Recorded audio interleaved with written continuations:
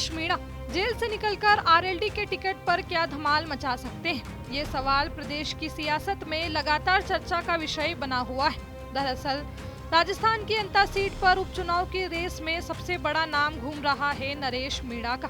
ये वो नेता है जो लगातार सियासी चर्चा में बने हुए हैं। अब आरएलडी ने साफ कह दिया है कि वो बीजेपी से हाथ नहीं मिलाएगी और अकेले लड़ेगी और टिकट हो सकता है नरेश मीणा को ही थमा दे। ये ऐलान सुनते ही राजनीतिक गलियारों में हलचल मच गई है। आरएलडी के राजस्थान प्रदेश अध्यक्ष जोगेंद्र सिंह अवाना ने कहा, हमारा बीजेपी से राजस्थान में कोई गठबंधन नहीं चल रहा, इसलिए अंता में हम खुद का उम्मीदवार लड़ाएंगे। उन्होंने बताया कि पार्टी ने 2-3 नामों को शॉर्टलिस्ट कर लिया है। अब ऊपरी लेवल पर इन पर चर्चा हो रही है और फाइनल फैसला राष्ट्रीय नेतृत्व से सलाह लेकर लिया जाएगा। अवाना जी ने जोर देकर कहा कि ये चुनाव उनके लिए बहुत जरूरी है। राजस्थान की जनता अब तीसरे रास्ते की तलाश कर रही है। हम किसानों, मजदूरों और नौजवानों की आवाज बनकर उभर रहे हैं। इस बार हम जोरदार एंट्री मारेंगे और सबसे दिलचस्प बात, पार्टी नरेश मीणा को टिकट थमा सकती है।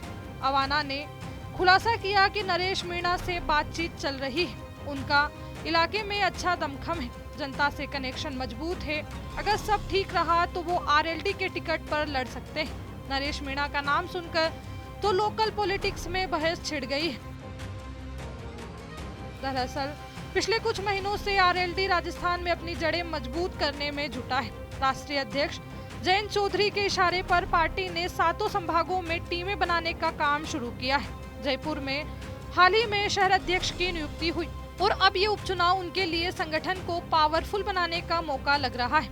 अवाना ने कहा, हर विधानसभा में हमारी एक्टिविटी बढ़ा रहे हैं। अंता से शुरुआत करेंगे तो कुल मिलाकर अंता का ये उपचुनाव अब तीनों पार्टियों के लिए हॉट पोटैटो बन गया है। बीजेपी का अभी चेहरा क्लियर नहीं है, लेकिन रेस में प्रमोद भाया, नरेश मीणा और बीजेपी का कोई दमदार नाम, ये त्रिकोणीय जंग तो देखने लायक होगी। नरेश बाहर आएंगे या नहीं, ये तो सुप्रीम कोर्ट का फैसला तय करेगा। लेकिन एक बात पक्की, अंता की सियासत में नरेश का नाम ही काफी है हलचल मचाने को।